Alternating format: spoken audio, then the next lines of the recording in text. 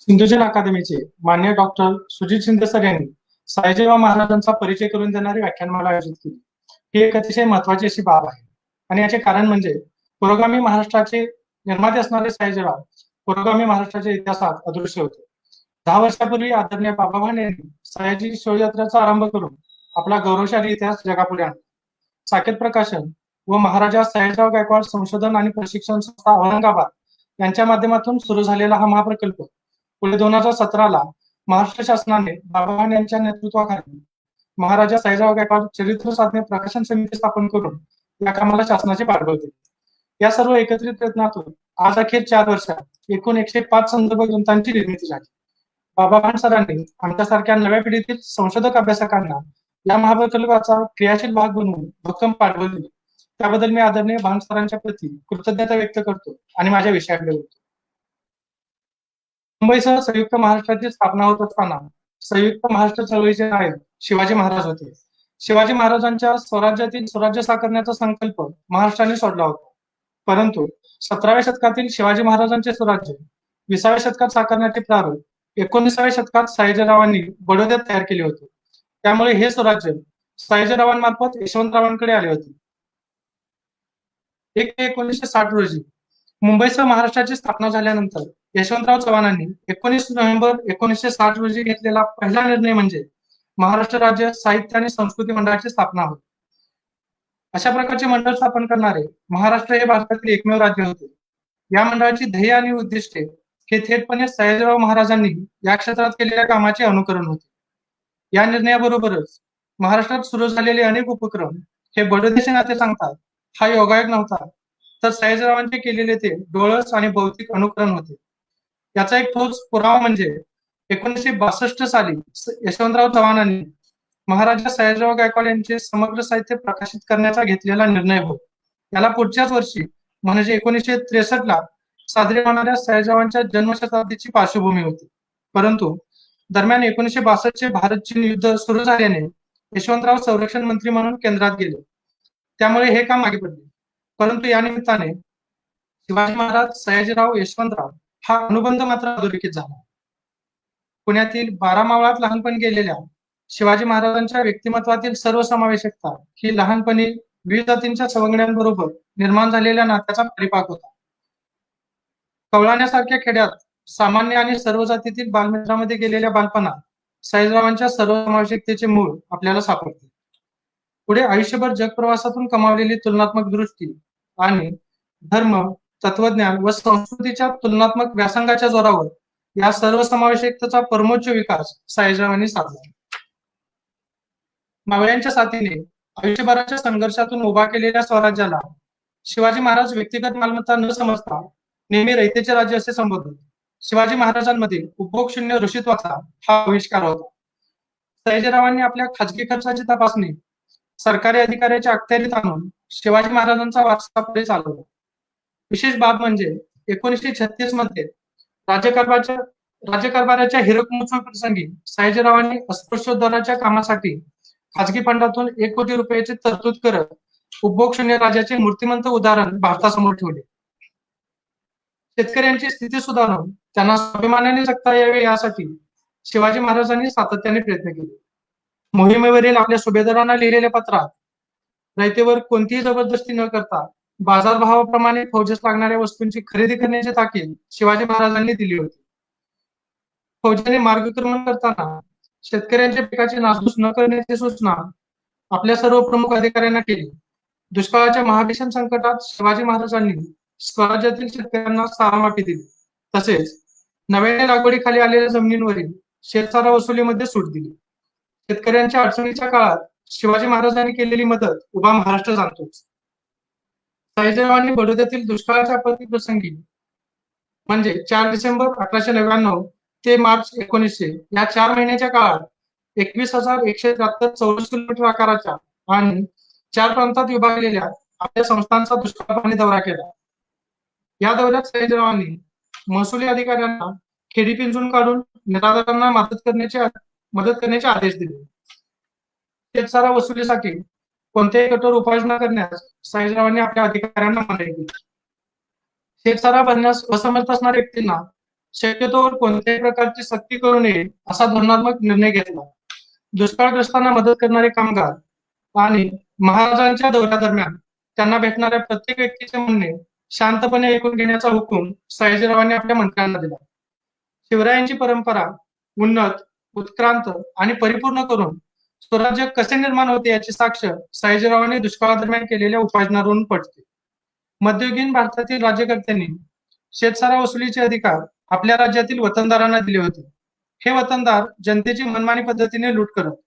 शिवाजी महाराजांनी सारा वसुलीच्या या पद्धतीत बदल करत धारा पद्धती स्वीकारली. निजामशाहीचा सेनापती मलिक अंबरने ही पद्धत विकसित केली होती.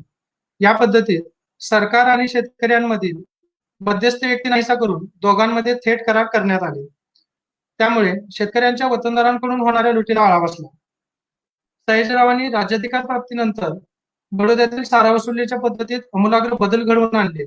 संस्थानातील जमिनीचा सर्वे करून प्रतवारीनुसार शेतकऱ्यांकडून सारा वसुलीस प्रारंभ करण्यात आला. देवस्थान आणि धार्मिक संस्थांना बडोदा सरकारच्या वतीने मोफत देण्यात आलेल्या जमिनींना बारखडी जमीन म्हणून ओळखले जाईल. या जमिनींचे सर्वेक्षण करून त्या जमिनींवर सारा करण्यास सुरुवात करत सयाजीरावांनी शिवाजी महाराजांच्या जमीन महसूल धोरणाचा विकास केला. याचबरोबर सयाजीरावांनी बडोदा संस्थानात शेतीच्या विकासासाठी अनेकविध प्रयत्न केले. कृषी उत्पादन वाढीसाठी शेतीला वेळेवर पाणी पुरवठा करणे गरजेचे असते. शेतीची ही गरज ओळखून सयाजीरावांनी शेतीस वेळेत व अखंड पाणी पुरवठा व्हावा यासाठी 1929 मध्ये सहकारी पॉवरपंप संस्थांची स्थापना केली. या पॉवरपंप संस्थांनी सभासदांबरोबरच इतर खेडूतांना शेतीसाठी पाणी पुरवठा उपलब्ध करून दिला. याचबरोबर शेतीला शाश्वत पाणी पुरवठ्यासाठी सयाजीरावांनी आपल्या कारकिर्दीत बडोद्यात नवीन सुमारे 12,000 विहिरी बांधल्या. 1939-40 मध्ये बडोदा संस्थानात 71,115 पक्क्या व 17,018 कच्च्या विहिरी अस्तित्वात होत्या.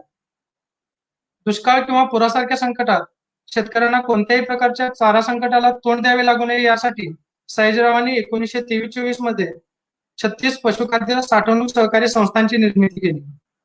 शेतकऱ्यांमधील निरक्षरता हे त्यांच्या अधोगतीचे प्रमुख कारण आहे हे ओळखून सयाजीरावांनी आपल्या कारकिर्दीत बडोद्यातील शेतकऱ्यांना कृषीविषयक अद्ययावत ज्ञान देण्याचा सातत्याने प्रयत्न केला. शेती संबंधीचे आधुनिक ज्ञान मिळवण्यासाठी सयाजीरावांनी अनेक होतकरू विद्यार्थ्यांना सरकारच्या वतीने शिष्यवृत्त्या देऊन परदेशात पाठवले. खासेराव जाधव यांनी इंग्लंडमध्ये ऑक्सफोर्ड विद्यापीठाच्या कृषी महाविद्यालयात पदवी शिक्षण घेतले. बडोद्यात परतल्यानंतर सयाजीरावांच्या प्रेरणेने खासेरावांनी शेतीमध्ये अत्याधुनिक परदेशी तंत्रज्ञानाच्या वापरास प्रोत्साहन दिले. सयाजीरावांनी 1897 मध्ये खासेरावांच्या नेतृत्वाखाली बडोद्यातील स्वतंत्र कृषी खात्याची स्थापना केली. सयाजीरावांनी ऑक्टोबर 1919 मध्ये खासेरावांप्रमाणेच उच्च शिक्षणासाठी रामचंद्रराव माने पाटील यांना इंग्लंडला पाठवले. माने पाटलांनी युरोपातील डेन्मार्क, स्वीडन, जर्मनी, नॉर्वे इत्यादी देशांचा प्रवास करून तेथील शेतीची प्रगती, जमीन महसूल पद्धती इत्यादींचे सखोल ज्ञान मिळवले. त्यांच्या शिक्षणाचा उपयोग करून घेत सयाजीरावांनी माने पाटलांच्या नेतृत्वाखाली 643 खेड्यातील 33,564 बिघे जमीन लागवडीखाली आणली. कृषी क्षेत्राच्या विकासासाठी संस्थानातील जनतेला साक्षर करतानाच विविध ठिकाणच्या सुधारणांचा चिकित्सक स्वीकार करण्याचे सयाजीरावांचे धोरण शिवाजी महाराजांच्या ध्येयपूर्तीकडे वाटचाल करणारे आहे. हबशी गुलामाद्वारे भारतात आलेल्या गनिमी काव्याच्या परंपरेचा विकास हबशी गुलाम असणाऱ्या मलिक अंबरने केला. हा गनिमी कावा त्याच्याकडून शहाजीराजांमार्फत शिवाजी महाराजांकडे आला आणि शिवाजी महाराजांनी तो क्रांतिकारक पद्धतीने वापरला. या मलिक अंबरचे पहिले चरित्र मराठी भाषेत 1941 साली बडोद्यातील सयाजी ग्रंथमालेत प्रकाशित झाले. शिवाजी महाराजांचा गनिमी कावा कालानुरूप यशस्वीपणे वापरण्याचे श्रेय केवळ सयाजीरावांना जाते. कारण आपल्या परदेश दौऱ्यादरम्यान सयाजीरावांनी श्यामजी कृष्ण वर्मा, बादाम कामा, केशवराव देशपांडे इत्यादी क्रांतिकारकांना सातत्याने सक्रिय मदत केली. 58 वर्षे ब्रिटिश गुप्तहेर पाठीवर घेऊन भारताच्या स्वातंत्र्य चळवळीला भक्कम मदत करणाऱ्या सयाजीरावांना राजद्रोही ठरवणे ब्रिटिश सरकारला शेवटपर्यंत शक्य झाले नाही. बाबा भान यांचे स्वातंत्र्य लढ्याचे पाठीराखे महाराजा सयाजीराव या पुस्तकात हा इतिहास अंशतः पुढे आला आहे. लंडनच्या इंडिया हाऊस मधील सयाजीरावांसंदर्भातील गुप्त फायली जेव्हा प्रकाशात येतील तेव्हा या गनिमी काव्याचे क्रांतिकारकत्व जगाला कळेल. ज्या लॉर्ड कर्झनशी सयाजीरावांचा सर्वाधिक संघर्ष झाला होता तो लॉर्ड कर्झन शाहू महाराजांना म्हणाला होता, सयाजीराव हे एक वाफेचे इंजिन आहे.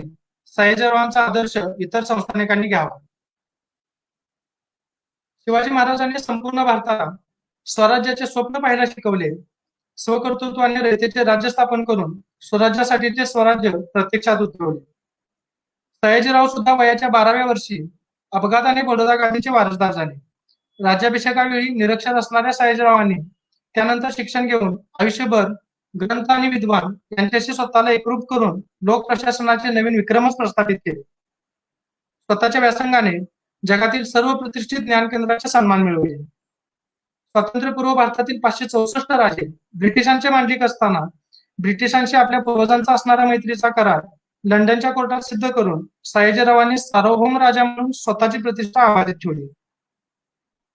स्वतः इंग्रजांची गुलामगिरी नाकारतानाच महाराजांनी आपल्या देशाने इंग्रजांच्या गुलामगिरी विरुद्ध केलेल्या संघर्षात मोठ्या भावाची भूमिका बजावली. दादाबाई नौरोजींपासून ते पंडित नेहरूंपर्यंत सर्व जहाल मावळ स्वातंत्र्यवीरांना लागेल ती मदत केली. जणू ते 19व्या शतकात शिवाजी महाराजांचे स्वराज्य आणि सुराज्य ही संकल्पना प्रत्यक्षात जगत होते. स्वातंत्र्याच्या लढ्यामध्ये प्रेरणा पुरुष म्हणून लाला लजपतरायांपासून सुभाषचंद्र बोसांपर्यंत सर्व नेत्यांनी शिवाजी महाराजांची प्रतिमा इंग्रजांच्या गुलामगिरी विरुद्ध लढण्यासाठीचा प्रेरणास्रोत म्हणून उपयोगात आणली. म्हणूनच मराठा साम्राज्याच्या अस्तानंतर 57 वर्षांनी शिवाजी महाराजांचे स्वप्न सत्यात उतरवणारा राज्यकर्ता भारताला लाभला. महाराजांच्या 58 वर्षाच्या राज्यकारभाराच्या इतिहासात सातत्याने शिवाजी महाराजांचे धोरण केंद्रस्थानी दिसते. हा निव्वळ योगायोग नव्हता आणि याचा पुरावा म्हणजे 14 एप्रिल 1933 रोजी सातारा म्युन्सिपालिटीच्या मानपत्रास उत्तर देताना सयाजीरावांनी केलेले भाषण होते. या भाषणात सयाजीराव म्हणतात, सातारचा व आमचा संबंध नवा नाही, तो जुनाच आहे. राजकीय संबंधाप्रमाणेच आमचे शारीरिक संबंध झाले आहेत असे इतिहासावरून तुम्हाला आढळून येईल. या इतिहासाचा पोकळ अभिमान धरण्यात हशील नाही. त्याचे निपक्षपाती बुद्धीने निरीक्षण करून त्यापासून जरूर तो बोध आपण घेतला पाहिजे. शिवाजी महाराजांचा सन 1660 ते 65च्या सुमारास राज्याभिषेक सोहळा झाला. तारखेत कदाचित चूक असेल कारण मी अंदाजाने बोलत आहे. व सन 1818 पेशवाई बरोबर मराठ्यांचे राज्य बुडाले. म्हणजे मराठी राष्ट्र अवघे 150 ते 200 वर्ष टिकले. हा काळ इतिहासात किती अल्प आहे. महापुरुषाप्रमाणे राष्ट्रालाही कार्य करण्यास इतिहासात काल आणि स्थल यांची जरुरी असते. या दोन्ही गोष्टी दुर्दैव करून मराठी राज्यास मिळाल्या नाही. ज्या राष्ट्राला आपले सामर्थ्य व सत्ता 150 ते 200 वर्षे टिकवता आली नाही त्यास जगाच्या इतिहासात राष्ट्र म्हणून कोणते स्थान मिळेल. मराठी सत्तेचे स्मारक म्हणून आज एकतरी चांगली इमारत किंवा राज्यपद्धतीचे एखादे वैशिष्ट्य आपणास दाखवता येण्यासारखे आहे काय. तेव्हा असल्या अल्पजीवी राष्ट्राबद्दल पोकळ अभिमान धरण्यापेक्षा ते इतक्या लवकर व थोड्या काळात का नाहीसे झाले याचा तुम्हाला उपयोग होईल. शिवाजी महाराजांचे साम्राज्य अल्पजीवी का ठरले या प्रश्नाची 88 वर्षापूर्वी सयाजीरावांनी केलेली चर्चा मराठ्यांच्या एकाही इतिहासकाराने आजवर केलेली नाही. सयाजीरावांच्या या चिंतनात राज्य कसे करायचे आणि राज्य कसे करायचे नाही या दोन्ही प्रश्नांची उत्तरे लपली आहेत. सयाजीरावांनी राज्यकारभाराच्या अगदी सुरुवातीपासूनच शिवाजी महाराजांचा आदर्श 100% अवलंबला होता हे यावरून स्पष्ट होते. म्हणूनच चक्रवर्ती राजगोपालाचारी म्हणतात, हिंदुस्थानात आतापर्यंत 2च खरे राजे झाले आहेत. ते आहेत छत्रपती शिवाजी महाराज आणि सयाजीराव महाराज.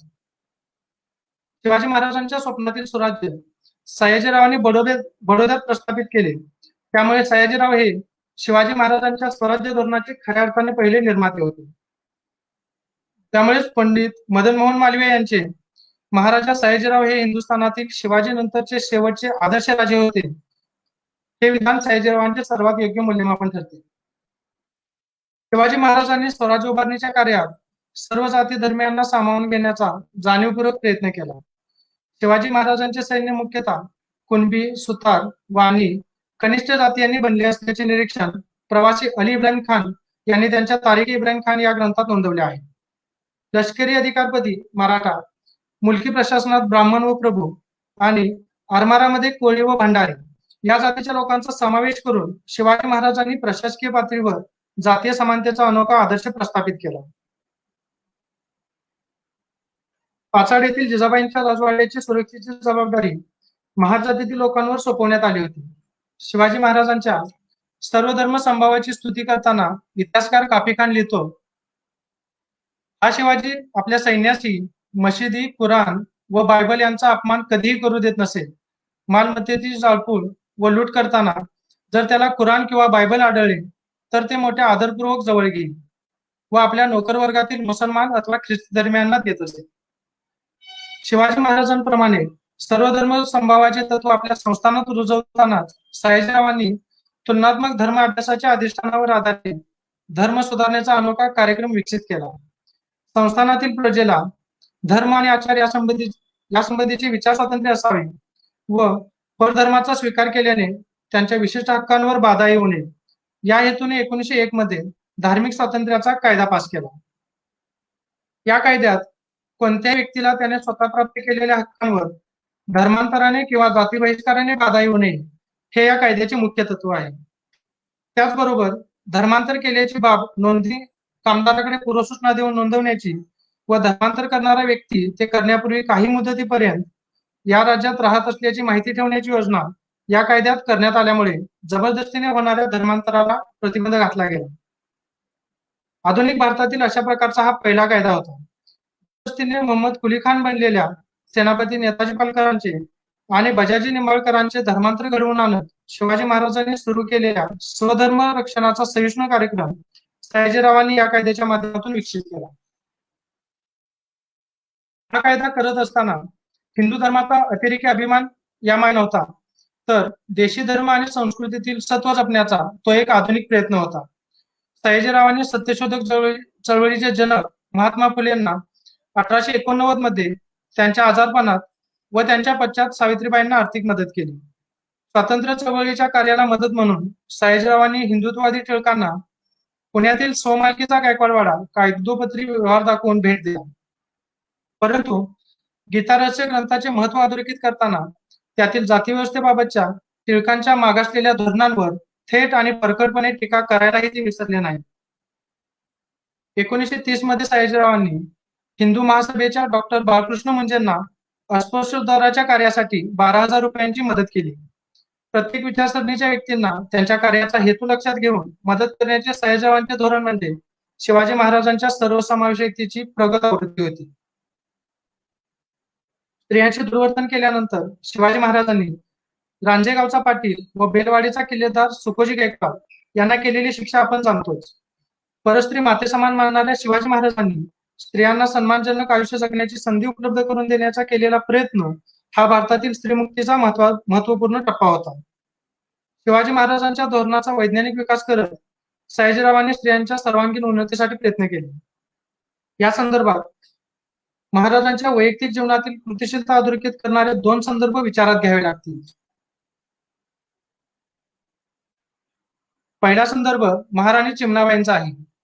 महाराणी बडोद्यात आल्या तेव्हा निरक्षर होत्या. त्यानंतर सयाजीरावांनी त्यांना शिक्षण दिले. 24 वर्षाच्या आपल्या जगप्रवासात सतत बरोबर ठेवले. महाराजांच्या या प्रागतिक धोरणाचे फलित म्हणून महाराणी चिमणाबाईंनी 1911 मध्ये the position of woman in Indian life हा ग्रंथ लिहिला. हा ग्रंथ लंडन मधून प्रसिद्ध झाला. आधुनिक भारतातील एखाद्या राणीने लिहिलेला हा पहिला ग्रंथ होता.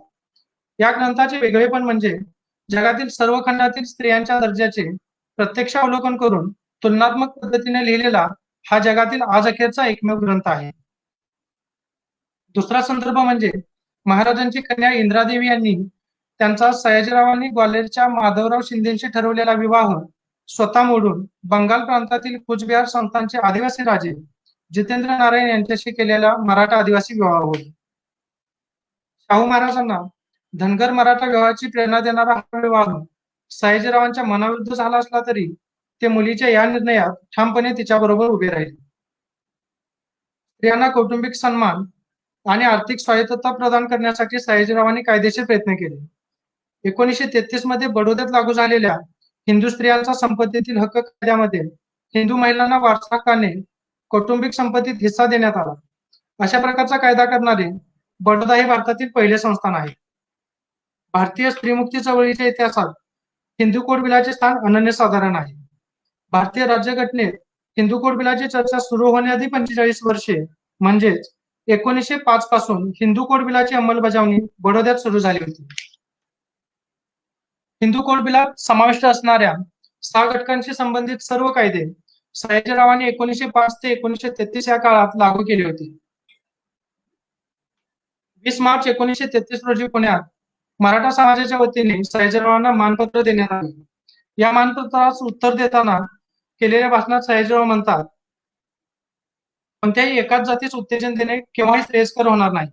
राष्ट्र व जात यांच्यामधील संबंध हात आणि बोटे यांच्याप्रमाणे आहे. ज्या जाती मागास आहेत त्यांना उत्तेजन देणे आवश्यक आहे, मात्र या बाबतीत प्रपोर्शन म्हणजे प्रमाण पाहिले पाहिजे. ज्या प्रमाणात एखादी जात मागासलेली असेल तेवढ्याच प्रमाणात तिला उत्तेजन द्यावे, तसे करणे न्याय्य ठरेल. सयाजीरावांची ही भूमिका पुन्हा एकदा आपल्याला शिवाजी महाराजांच्या सर्वसमावेशक धोरणाची आठवण करून देते. शिवाजी महाराजांचा पहिल्या राज्याभिषेकाची महाराष्ट्र अभिमानाने दखल घेतो, परंतु 14 सप्टेंबर 1674 रोजी शिवाजी महाराजांनी केलेला शाक्त राज्याभिषेक जो शिवाजी महाराजांच्या जीवनातील सर्वात क्रांतिकारक टप्पा होता, असे कॉम्रेड शरद पाटील म्हणतात, तो मात्र संशोधकांच्या आणि अभ्यासकांच्या दृष्टीने एक अडगळीतील विषय ठरला आहे. कॉम्रेड पाटलांच्या या संदर्भातील संशोधनाचा निष्कर्ष फारच क्रांतिकारक आहे. कारण शाक्त पंथ हा जातीय आणि स्त्री पुरुष विषमता नाकारणारा समतावादी पंथ होता. या पंथाचा सर्वात महत्वाचा उत्सव हा घटस्थापनेचा होता. घटस्थापनेचा उत्सव हा कृषी संस्कृती आणि स्त्री शक्तीचा उत्सव आहे. आद्य स्त्रीसत्ताक राणी निवृत्तीची कन्या दुर्गेच्या जागराचा हा उत्सव शाक्त पंथात सर्वात महत्वाचा मानला जातो. प्रस्थापित इतिहास म्हणतो त्याप्रमाणे शिवाजी महाराजांनी दुसरा राज्याभिषेक अंधश्रद्धेतून केला होता. हे म्हणणे सहज खोडून काढणारे वरील संदर्भ विचारात घेता ताप्यांताच्या क्रांतीतील हा एक अत्यंत निर्णायक टप्पा होता हे स्पष्ट आहे. हा राज्याभिषेक आणि संभाजी महाराजांची संस्कृत तज्ञता यांचा थेट संबंध होता. कॉम्रेड शरद पाटील म्हणतात त्याप्रमाणे दुसऱ्या राज्याभिषेकाचा सल्ला संभाजी महाराजांनी दिला होता. कारण संभाजी महाराजांनी समतावादी शाक्त धर्माच्या प्रस्थापनेचा आरंभ केला होता. त्यांनी आपल्या पत्नीला श्री सखी राज्ययती या शिक्क्यासह राज्यकारभार करण्याचे अधिकार दिले होते. भारतीय राजवंश परंपरा विचारात घेता या परंपरेत स्त्रीला असे अधिकार दिल्याचे उदाहरण सापडत नाही. अस्पृश्यांना ब्राह्मण पुरोहिताचे अधिकार बहाल करणे, पुरोहितांना परीक्षा घेऊन धार्मिक विधीचा परवाना देणारा कायदा, क्रांतिकारक हिंदू कोड बिल तयार करून स्त्री पुरुष विषमता नष्ट करणारा सयाजीरावांचा निर्णय, हे सर्व शिवाजी महाराजांच्या धर्म आणि जातीविषयक धोरणाचे कालसुसंगत विकसित रूपच होते. या जोडीला शिवाजी महाराजांची शाक्त परंपरा अजाणतेपणे सयाजीरावांनी बडोद्यात जपली होती.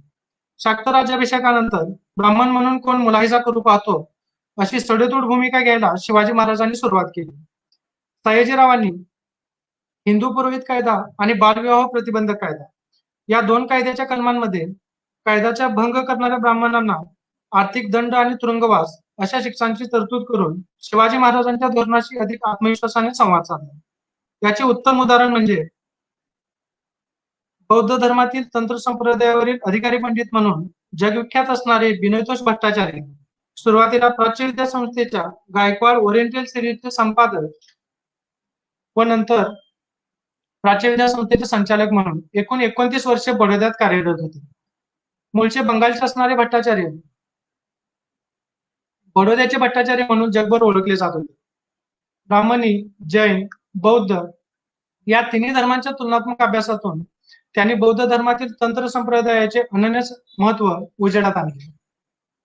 मध्ययुगीन हिंदू परंपरेतील शक्ती देवता आणि महायान पंथातील प्राज्ञ या देवतांमधील साम्य दाखवून देत भट्टाचार्यांनी बौद्ध धर्माच्या बुद्धोत्तर तत्वज्ञानाचे महत्व अधोरेखित केले. 1990च्या दशकात कॉम्रेड पाटील यांनी याच दिशेने बौद्धिक प्रवास करत बौद्ध तत्वज्ञान वर्णव्यवस्था अंताचे कार्यक्रम देते. ते जातीव्यवस्था नष्ट करण्याचा कार्यक्रम तयार करू शकत नाही. त्यासाठी जातीव्यवस्थेचे खंडन करणारे बुद्धोत्तर असंग, वसुबंधू, अश्वघोष, दिघना आणि धर्मकीर्ती यांचे तत्वज्ञान स्वीकारण्याची गरज आहे अशी क्रांतिकारक मांडणी केली. कॉम्रेड शरद पाटलांच्या मांडणी मार्गे जेव्हा आपण भट्टाचार्यांच्या योगदानाकडे पाहतो तेव्हा सयाजीरावांचा शाक्त धर्माबाबतच्या दृष्टिकोनाची साक्ष मिळते. वरील तपशिलांना पूरक बाबी म्हणून पुढील काही बाबींचा उल्लेख करता येईल. 1896च्या बडोद्यातील वेदोक्त प्रकरणानंतर सयाजीरावांनी आपल्या राजवाड्यातील सर्व धार्मिक विधी वेदोक्त पद्धतीने करण्याचा आदेश काढला. त्यानंतर आपल्या राजवाड्यात वेदोक्त पद्धतीने होणाऱ्या धार्मिक विधींचा अर्थ व हेतू समजून घेण्यासाठी सयाजीराव 2 ते 3 वर्षे संस्कृत शिकले. 26 सप्टेंबर 1909 ला विठ्ठलरामजी शिंदेच्या डिप्रेस्ड क्लास मिशनच्या पुणे येथील शाळेच्या बक्षीस वितरण समारंभास महाराज आले असता स्वागतावेळी महार, मांग व चांभार या जातीच्या 3 स्त्रियांनी महाराजांना ओवाळले होते. सयाजीरावांनी वेगवेगळ्या प्रांतातील व जाती धर्माचे पदार्थ राजवाड्यात बनवले जावेत यासाठी मुसलमान, पारसी, मद्रासी, हिंदुस्थानी आणि फ्रेंच इत्यादी स्वयंपाकी राजवाड्यातील स्वयंपाकघरात नेमले होते. 1887 मध्ये पहिल्या परदेशवारी दरम्यान सयाजीरावांनी युरोपातून कॅसल यांचा डिक्शनरी ऑफ कुकरी हा ग्रंथ मराठीत भाषांतर करण्याचे आदेश दिवाणांना दिले होते. त्याचबरोबर सर्व संस्कृतीतील पाककलांचा परिचय करून देणारे 10 ग्रंथ सयाजीरावांनी प्रकाशित केले होते. शिवाजी महाराजांनी राज्याभिषेकाच्या वेळी प्रशासकीय सोयीसाठी राजव्यवहार कोश तयार करून घेतला होता, हे आपण जाणतोच. सयाजीरावांनी इंग्रजी, मराठी, गुजराती, संस्कृत, उर्दू, पारशी, हिंदी आणि बंगाली या 8 भाषातील श्री सयाजी शासन शब्दकल्पतरू हा राजव्यवहार कोश तयार करून घेतला. 1933 मध्ये पुण्यातील टिळक स्मारक मंदिरात 72 संस्थांतर्फे सयाजीराव महाराजांचा सत्कार करण्यात आला. या प्रसंगीच्या भाषणात सयाजीरावांच्या राजव्यवहार कोशाबद्दल बोलताना न. चि. केळकर म्हणाले, नुकताच अनेक प्रांतीय भाषांचा उपयोग करून आपल्या शिवछत्रपतींचे अनुकरण करून सयाजीराव महाराजांनी एक प्रकारचा नवा राजव्यवहार कोशच निर्माण केला आहे. त्यावरून त्यांचे भाषेविषयीचे निपक्षपातित्व दिसून येते. केळकरांचे सयाजीरावांच्या राजव्यवहार कोशाबद्दलचे भाष्य महत्वाचे आहे, कारण शिवाजी महाराजांनंतर असे काम करणारे ते एकमेव प्रशासक आहेत. महाराष्ट्राचे पहिले मुख्यमंत्री यशवंतराव चव्हाण यांना महाराष्ट्र प्रति शिवाजी म्हणत असे. परंतु शिवाजी महाराजांचे विचार आणि धोरण बडोदा मार्गे यशवंतरावांपर्यंत पोहोचले होते. जसे शिवाजी महाराजांचे प्रतिबिंब सयाजीरावांमध्ये स्पष्टपणे दिसते, तसेच सयाजीरावांचे प्रतिबिंब यशवंतरावांच्या सर्व विचार आणि धोरणांमध्ये पावलोपावली आढळते. मग ते सत्तेचे विकेंद्रीकरण असो, कसल्याची जमीन असो, मोफत शिक्षणाचे धोरण असो, तसेच गाव तेथील ग्रंथालय, साहित्य आणि संस्कृती मंडळ, विश्वकोश निर्मिती किंवा धर्मविषयक धोरण आणि कृती या सर्व बाबी सयाजीरावांकडून आल्या होत्या असे म्हणण्यासाठी भक्कम आधार उपलब्ध आहेत. या सर्व विश्लेषणाच्या आधारे शिवाजी महाराजांचे खरे वैचारिक वारसदार महाराजा सयाजीराव गायकवाड असल्याचा इतिहास स्पष्टपणे पुढे येतो. सयाजीरावांनी शिवराज्याचे कृतिशील स्मारक त्यांच्या 58 वर्षाच्या कृती कार्यक्रमातून जसे उभा केले, त्याचप्रमाणे महात्मा बुद्धांनंतर फक्त शिवाजी महाराजांचाच पुतळा स्वतः पुढाकार घेऊन बडोद्यात बसवला. त्याचा इतिहासही या निमित्तानं जाणून घेणे उपयुक्त ठरेल. आदर्शवत समाज निर्माण व्हावा यासाठी योग्य प्रेरणा व मार्गदर्शन मिळणे आवश्यक असते. एखाद्या महान व्यक्तीचे स्मारक अथवा पुतळा समाजाचे प्रेरणास्थान असू शकते. महान व्यक्तीच्या जीवनचरित्रातून मिळणारा आदर्श, शिकवण व प्रेरणा ही सतत प्रवाहित राहावी या उद्देशाने पुतळ्यांची निर्मिती केली जाते. महापुरुष हा कोणत्याच जातीचा, धर्माचा, पंथाचा नसतो, तर तो जात, धर्म, पंथ, वंश या सर्वांच्या पलीकडे जाऊन मानवता हाच एक धर्म मानून आपले कार्य उत्तम रीतीने पुढे नेत असतो. त्याचबरोबर आपले सर्वसमावेशक विचार समाजामध्ये रुजवत असतो. म्हणून तो महापुरुष होतो हे आपण जाणतोच. आपल्या पूर्वजांचा देदीप्यमान इतिहास पुढील पिढीला ज्ञात व्हावा, त्यांची ध्येय धोरणे, सर्वसमावेशकता, धर्मनिरपेक्षता ही सर्व मूल्ये आणि त्यांचा आदर्श पुढच्या पिढीत रुजवण्याच्या उद्देशाने महापुरुषांच्या पुतळ्याचे अनावरण करण्यात येते. हिंदवी स्वराज्य स्थापन करणारे शिवाजी महाराज त्यांच्या कार्य आणि कर्तृत्वामुळे आजही जनमानसात जिवंत आहेत. त्यामुळेच महाराष्ट्र आणि महाराष्ट्राबाहेर त्यांचे अनेक पुतळे आपल्या दृष्टीस पडतात. महाराजा सयाजीराव गायकवाड यांनी 8 मार्च 1934 रोजी बडोद्यात शिवाजी महाराजांच्या पुतळ्याचे अनावरण केले. सयाजीराव व्यक्तिपूजक नव्हते, तर महापुरुषांच्या कालबाह्य विचारांची फारकत घेऊन त्यांच्या कालसुसंगत विचारांचे पायक होते. महत्वाचे म्हणजे महापुरुष जेथे येऊन थांबले होते, तेथून पुढे त्या महापुरुषांच्या विचाराला विकसित करण्याची दृष्टी बाळगणारेही होते. महाराजांनी त्यांच्या 58 वर्षाच्या कारकिर्दीत 2च महापुरुषांचे पुतळे बडोद्यात बसवले. त्यापैकी पहिले गौतम बुद्ध, ज्यांचा पुतळा 1910 मध्ये महाराजांनी जुबली बागेत बौद्ध वचनांसह बसवला. त्यानंतर 1934चा शिवाजी महाराजांचा पुतळा हा दुसरा अपवाद आहे. या दोन महापुरुषांच्या काळातील विचारधारांचा संस्कार आपल्या प्रजेवर व्हावा हाच उदात्त हेतू या पुतळ्यामागे होता. मूर्तीपूजा आणि कर्मकांडे यापासून सतत अलिप्त असणारे महाराज आपल्या अभ्यासाच्या टेबलवर बुद्धाचा पुतळा जेव्हा ठेवतात, तेव्हा बुद्धाच्या वैज्ञानिक विचारधारेप्रती तो आदर असतो. भारतातील तत्कालीन आणि त्यानंतरच्या कर्तव्य राज्यकर्त्यांची आपण जेव्हा साईरावांची तुलना करतो, तेव्हा बुद्ध आणि शिवाजी महाराज या दोघांच्याही विचाराला कृतिशील करण्याची क्षमता बाळगणारे म्हणून सयाजीराव जेवढे परिपूर्ण ठरतात, तेवढा इतर कोणताही राज्यकर्ता अगर नेता परिपूर्ण ठरत नाही. यातच महापुरुषांच्या बौद्धिक स्वीकाराची सयाजीरावांची क्षमता आपल्या लक्षात येते. सयाजीरावांनी 8 मार्च 1934 ला हिंदवी स्वराज्याचे संस्थापक शिवाजी महाराजांचा अश्वारूढ पुतळा बडोद्याच्या मध्यभागी सार्वजनिक बागेत बसवला. बडोद्यातील या भव्य पुतळ्याचा इतिहास रंजक आहे. स्मारक प्रभारी समितीच्या मागणीनुसार पुणे येथील शिवाजी मेमोरियल पार्कमध्ये बसवण्यासाठी मुंबईचे शिल्पकार म्हात्रे यांनी शिवाजी महाराजांचा पुतळा तयार केला. परंतु पुतळा तयार झाल्यानंतर मात्र पुतळ्यासंदर्भात शिल्पकार आणि पुण्यातील स्मारक प्रभारी समिती यांच्यात मतभेद निर्माण झाले. त्यातून या समितीने म्हात्रे यांनी बनवलेला शिवाजी महाराजांचा हा पुतळा नाकारून अन्य शिल्पकाराला शिवाजी महाराजांचा अश्वारूढ पुतळा तयार करण्याची जबाबदारी दिली. समितीने नाकारलेल्या म्हात्रेंच्या अश्वारूढ पुतळ्याला अचानकपणे नवा खरीददार मिळणे केवळ अशक्य होते. म्हात्रे यांनी हा पुतळा तयार करण्यासाठी 2 वर्षे मेहनतीबरोबरच बराच खर्च केला होता. परंतु ऐनवेळी पुण्याच्या स्मारक समितीने आपली भूमिका बदलल्यामुळे म्हात्रेंना आर्थिक नुकसान सहन करावे लागणार होते. भारतातील आद्य शिल्पकारांपैकी एक असणाऱ्या म्हात्रेंच्या या कठीण स्थितीची माहिती मिळताच पुण्याच्या समितीने ठरवलेल्या रकमेइतकीच रक्कम देऊन हा पुतळा खरेदी करण्याची तयारी सयाजीराव महाराजांनी दर्शवली. महाराजांच्या या निर्णयाला 2 बाजू आहेत. पहिली बाजू म्हणजे कलाकारांना संकटकाळी मदत करणे आणि दुसरी बाजू म्हणजे महापुरुषांचा वैचारिक वारसा चिरंतन जपण्याचा प्रयत्न करणे.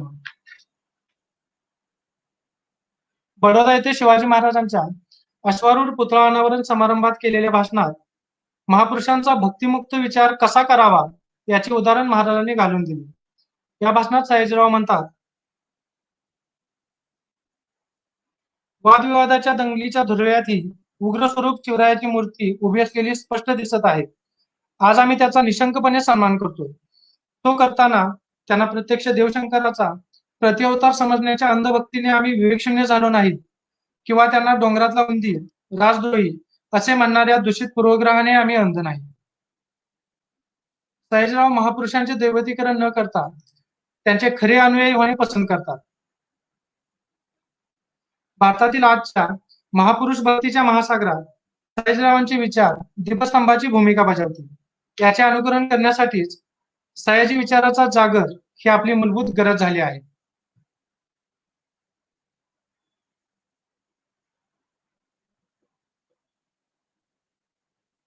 पुढे याच भाषणात शिवचरित्र आपल्याला काय शिकवते हे सांगताना सयाजीराव म्हणतात,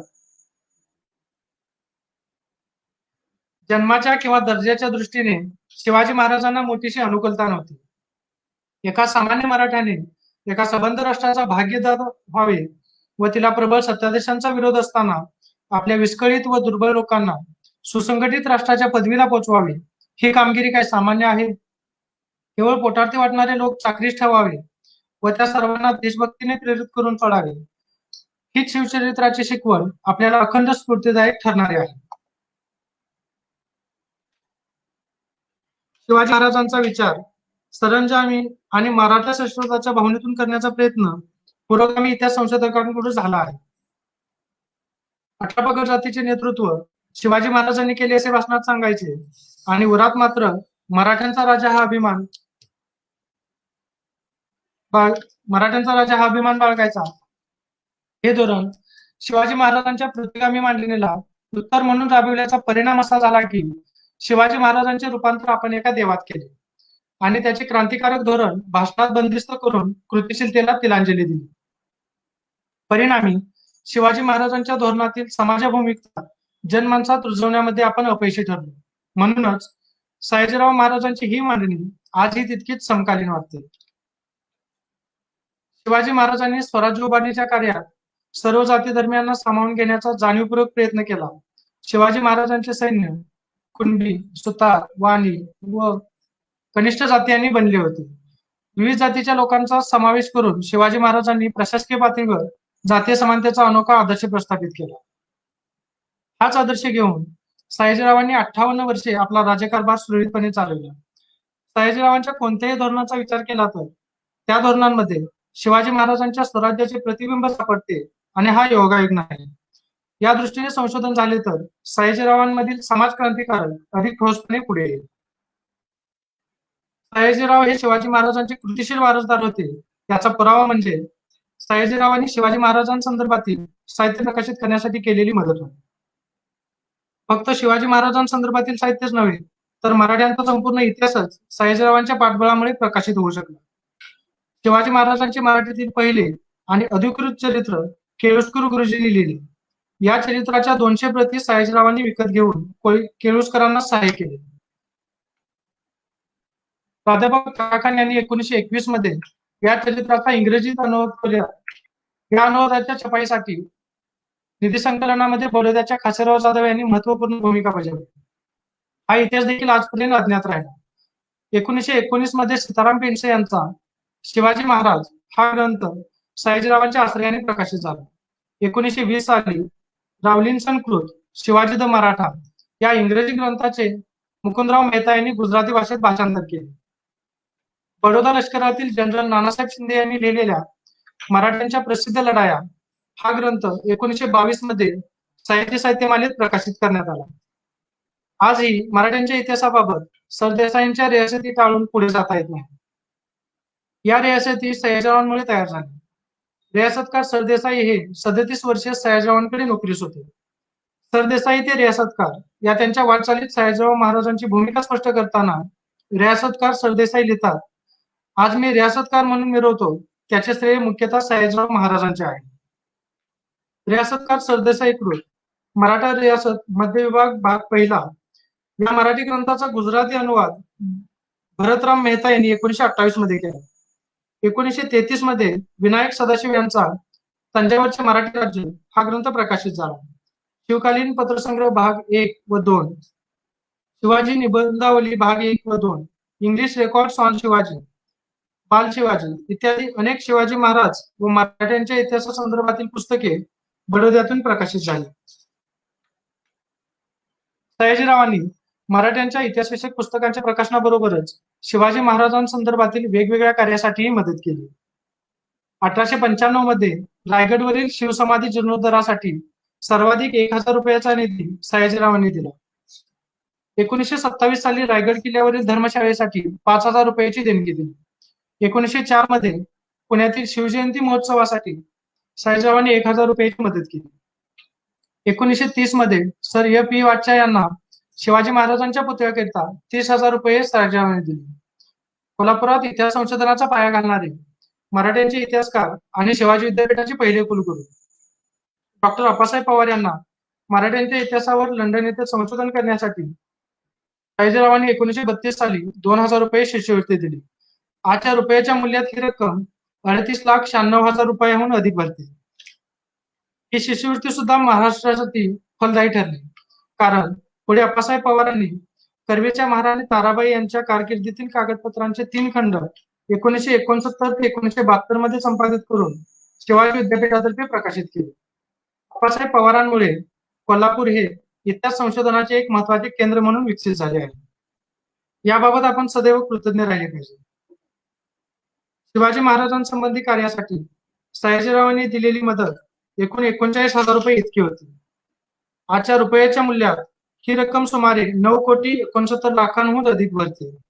एकूणच शिवाजी महाराजांचा विचार आणि आदर्श पुढे नेण्यासाठी सयाजीरावांमधील आंतरिक तळमळ आणि आदरभाव यातून स्पष्टपणे अधोरेखित होतो. अलीकडे महापुरुषांचे दैवतीकरण हा एक मोठा उद्योगच झाला आहे. यातून समाजाचे कधीही न भरून येणारे नुकसान होत आहे. कारण महापुरुषांच्या दैवतीकरणातून जात, धर्म, प्रदेश, भाषा असे अनेक संघर्ष टोकदार होऊन समाजातील द्वेषाची मात्रा कमालीची वाढली आहे. ज्या महापुरुषांनी आयुष्यभर व्यापक भूमिकेतून समाज संवाद निर्माण केला, त्यांचे नाव घेत विसंवादाकडे होणारा आपला प्रवास हा कोरोनाच्या प्रादुर्भावापेक्षाही महाभयंकर आहे. म्हणूनच सयाजी चिंतन आवश्यक आहे. महाराष्ट्रातील आजचे सर्वात मोठे आणि राष्ट्रीय मान्यता असणारे महत्वाचे नेते शरद पवार यांचे सयाजी चिंतन नव्या राजकारण्यांनी स्वीकारण्यासारखे आहे. शरद पवार म्हणतात, या देशात अनेक राजे निर्माण झाले, परंतु छत्रपती शिवाजी महाराजांनी आपला राज्यकारभार चालविताना सर्वसामान्य माणूस केंद्रभूत ठेवला म्हणून ते अजरामर झाले. त्यानंतर खऱ्या अर्थाने त्यांचा वारसा श्रीमंत सयाजीराव महाराजांनी चालवला. शरद पवारांकडे सयाजीरावांचा हा वारसा त्यांचे गुरु यशवंतराव चव्हाण यांच्या मार्फत आला होता, हे सुद्धा आपण लक्षात घेतले पाहिजे. ही सर्व चर्चा शिवप्रेमी महाराष्ट्रातील शिवसागराच्या आजअखेरच्या परंपरेत कोठेही आली नाही.